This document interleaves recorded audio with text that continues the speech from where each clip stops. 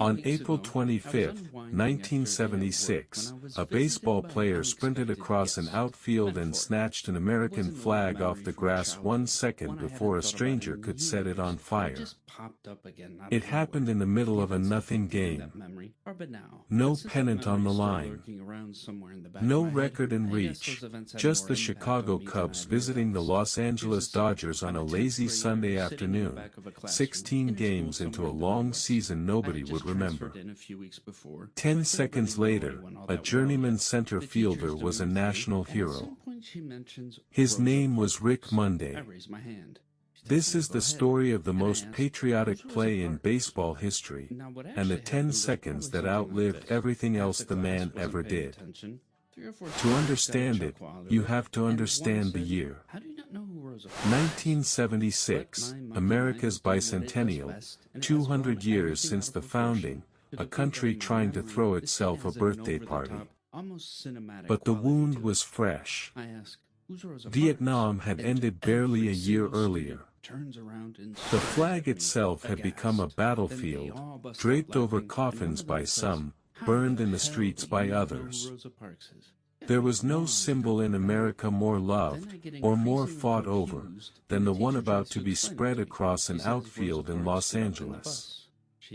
Rick Monday was never supposed to be the man in that story.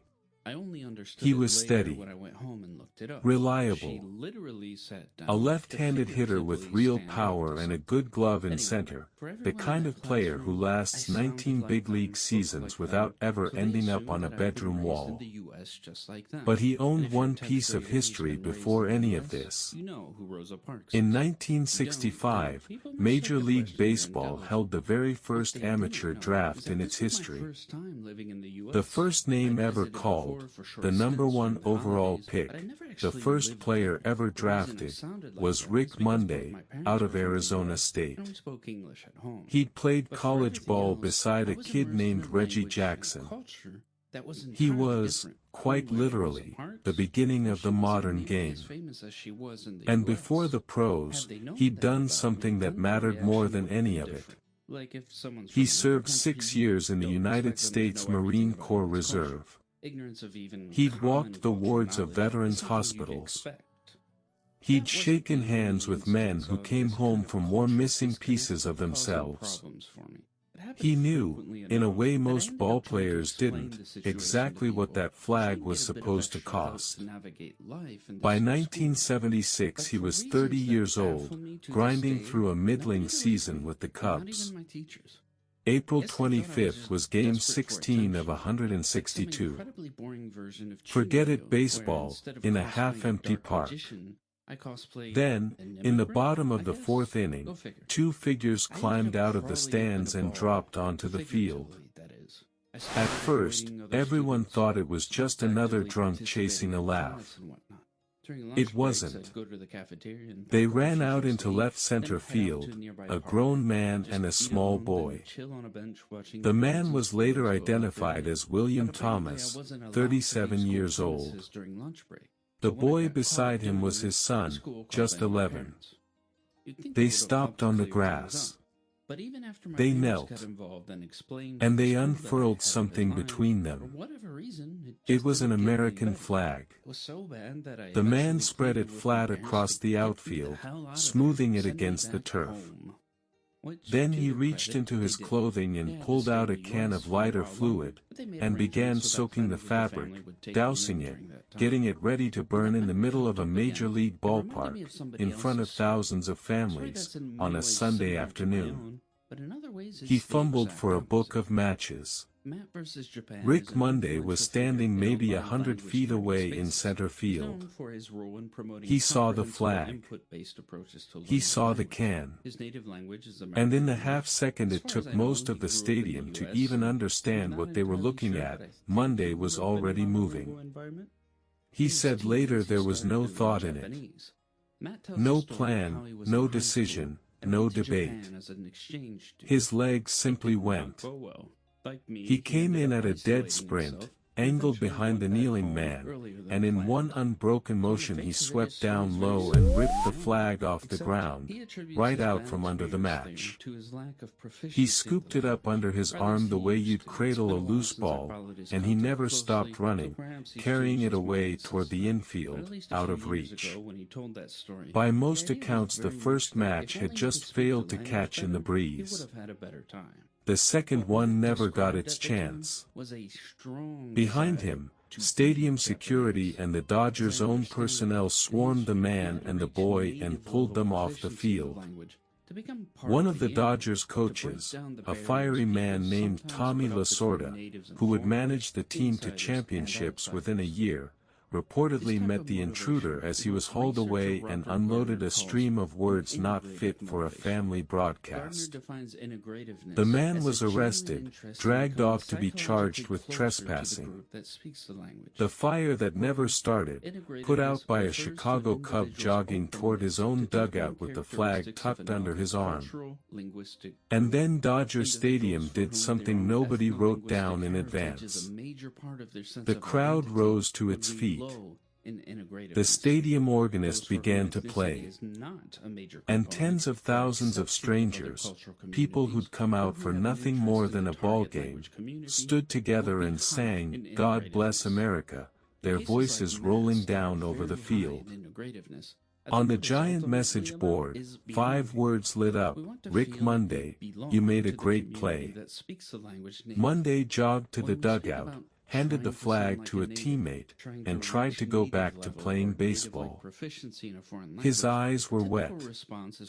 But to understand why a grown man nearly wept in the outfield that afternoon, you have to know what that flag had already cost him.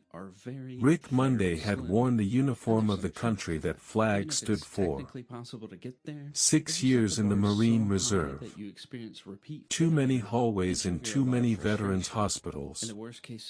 Too many young men in beds and wheelchairs, broken defending the exact thing two strangers were about to burn for attention on national television. His words afterward became famous. "If you're going to burn the flag," he said, "don't do it around me. I've been to too many veterans' hospitals and seen too many broken bodies of guys who tried to protect it." What drove the man on the field has never been fully settled. Some accounts say he meant it as a protest. Others say he was a troubled, desperate soul chasing attention for a private grief, that he'd brought his own 11-year-old son into it to make a point no one ever clearly understood. The record is genuinely murky, and honest history admits that much. But what isn't murky is the picture burned into memory: a father, a son, a flag on the grass, a can of fluid, and a ballplayer who simply would not let it happen. The moment turned Rick Monday into a folk hero overnight. Mail arrived by the sackful. The Illinois state legislature passed a resolution in his honor. Fans who couldn't have named a single thing he'd done at the plate suddenly knew exactly who he was. And the Dodgers, the very team he'd just embarrassed in their own ballpark, wanted him so badly that within a year they traded for him and brought him to Los Angeles. The team handed him the actual flag he'd rescued, and he kept it for the rest of his life. Over the years he was offered enormous sums for it. He never sold.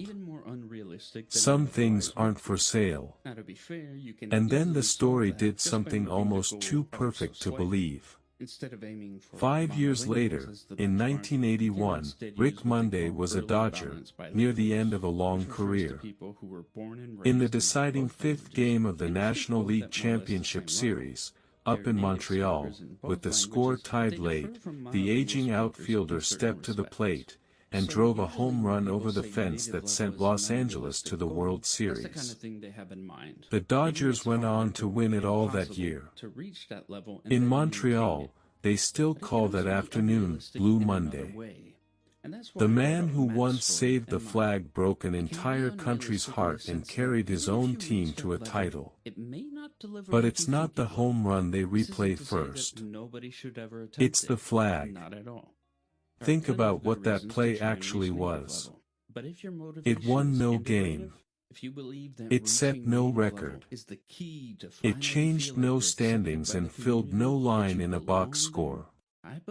It was 10 seconds in which one man decided, without a moment to think it through, that some things are simply not for burning. Baseball is a museum of speed and power. The longest home run, the fastest pitch, the highest batting average. Monday's dash belongs on none of those lists, and yet fans have voted it one of the greatest plays in the history of the sport, a play that never once touched a baseball. It wasn't about the game. It was about what a person does in the half-second before he's had time to be afraid. Decades on, the image still reaches people who weren't even born to see it live, a center fielder at a full run, a flag folded under his arm, a whole stadium climbing to its feet. In an era when Americans argue endlessly about that same flag and everything it's supposed to mean, one small piece of it stays perfectly clear. A man saw something about to be destroyed, and he ran toward it, not away from it. He was the first name ever called in the history of the draft. That's not why anyone remembers him. They remember him for 10 seconds in an outfield in Los Angeles, on the country's 200th birthday, when a baseball game stopped being a baseball game. So here's the question worth sitting with. If you had half a second, no time to weigh it, no time to think, what would you run toward? Follow for more.